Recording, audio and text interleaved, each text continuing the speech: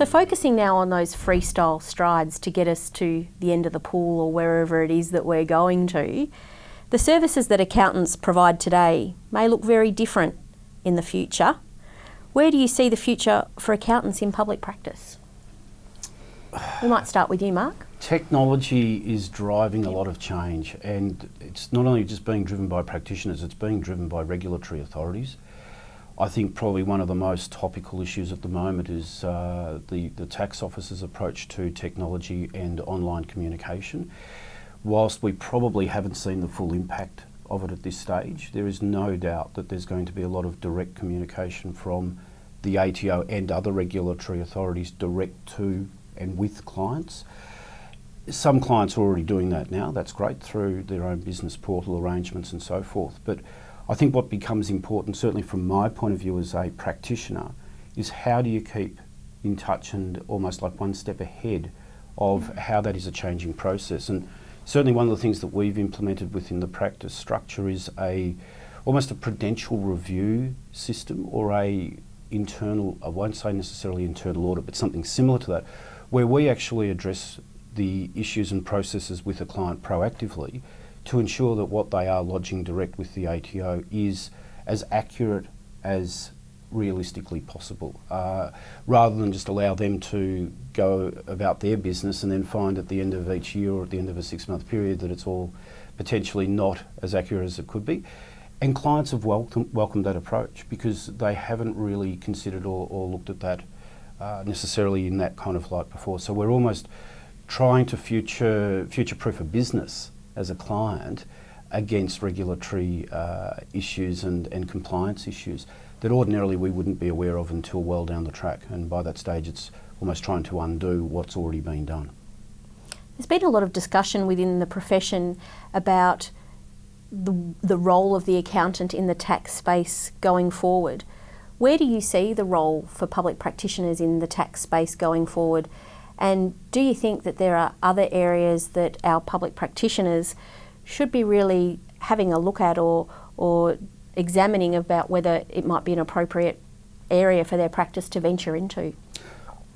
I think there will be changes and clients will be receptive to those changes from the regulatory authorities. But I think certainly from a practitioner's point of view, it's now more than ever before, it's important to be providing proactive and accurate advice to a client. And I think the days probably have or nearly passed where it becomes very much historical recording.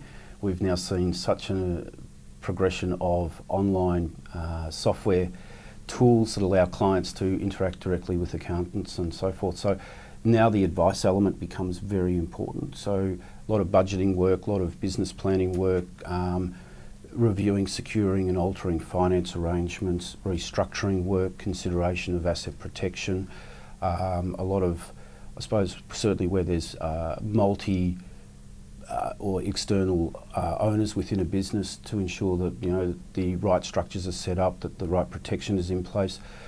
A lot of work that perhaps is harder than compliance work, if I can use that word, but certainly more rewarding and certainly more accepting from a client's point of view as well.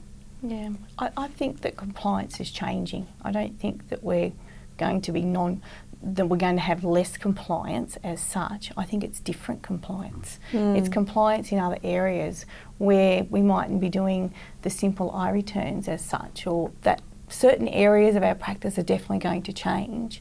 But we're finding that clients now come for us for more advice in relation to software, in relation to cloud. How is it best for them to get their own systems in place within their own businesses? So as much as, and it's mainly to meet the compliance obligations of the ATO and the regulators. So the compliance is just changing, and I think our involvement with that is changing. I agree that we're definitely looking at real-time figures rather than historical information. It's much more important to be talking about what the client's doing now, and it's much more interesting than looking at what they did 12 months ago. It's what they're doing now and how they're going.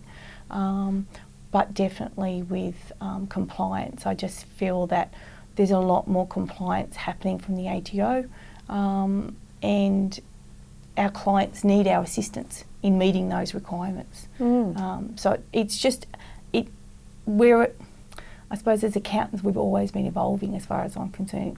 Things have changed. We've gone from paperless, computers, technology is bringing that, and we're along for the ride.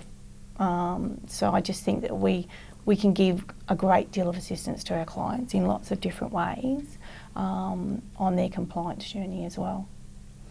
Mark, you mentioned about advice. That leads me into my next question here.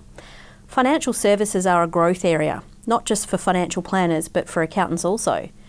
How have you prepared your practice and your own skills for this service offering, and especially in light with respect to the accountant's exemption, which will be removed from 1st of July this year?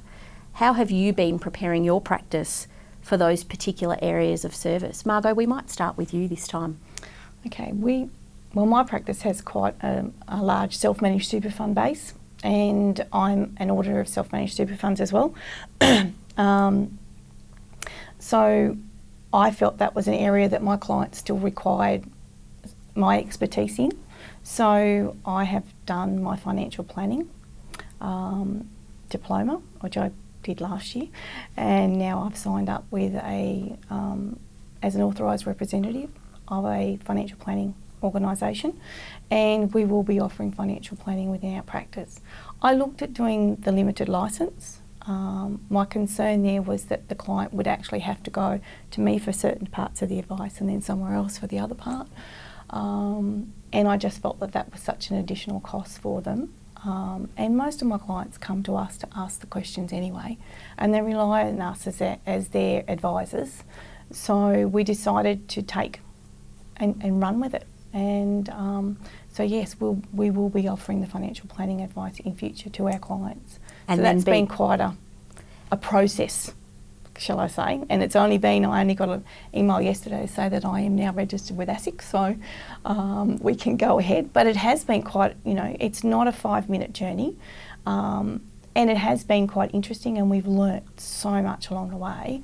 As much as we already knew quite a lot, there was quite a lot in the diploma that has changed the way that we approach clients, changed the way we talk to clients about certain issues, and it's been quite it's been very informative for myself and for my staff.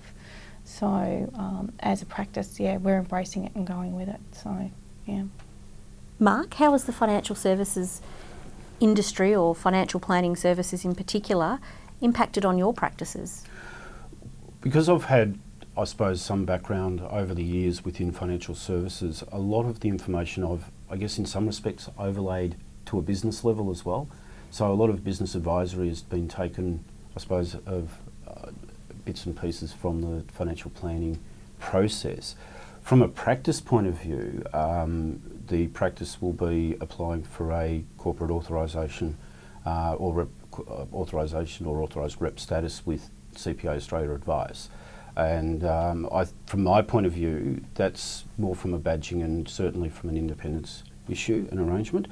It's not right for everybody to the extent, not so much the licensee, but the actual authorised rep or limited licence arrangement. It really becomes a business case, and it's for each practice to assess their own, I suppose, future of the practice and of their business.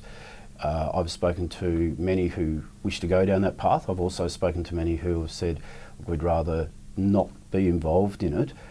My concern is if they're not going to be involved in the advice element, where does it leave a large component of their practice?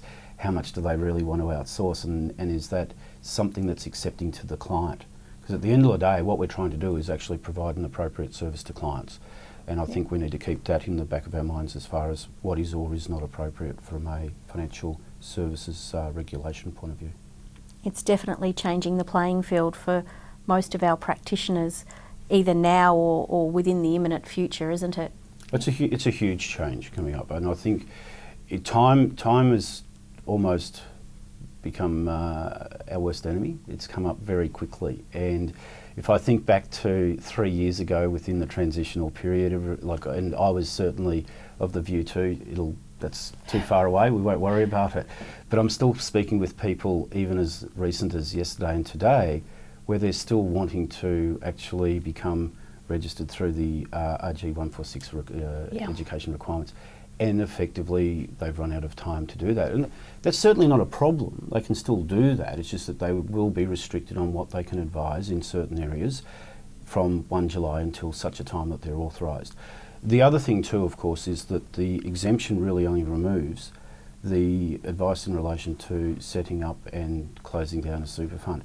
There's a lot of elements, I think, that all practitioners need to be mindful of when it comes to advising on superannuation, that it really is the domain of the financial services regulator these days, not themselves, unless they're licensed. Yeah. And there's a number of ways that each practice can do that. They don't necessarily have to become financial service providers themselves, but they need to at least align with somebody or be comfortable with where their clients are going. And they've needed to examine it. Yeah, they need to have looked at it. Yeah. And decided what their approach is going to be. They're in, they're out, or they've got some sort of arrangement in place.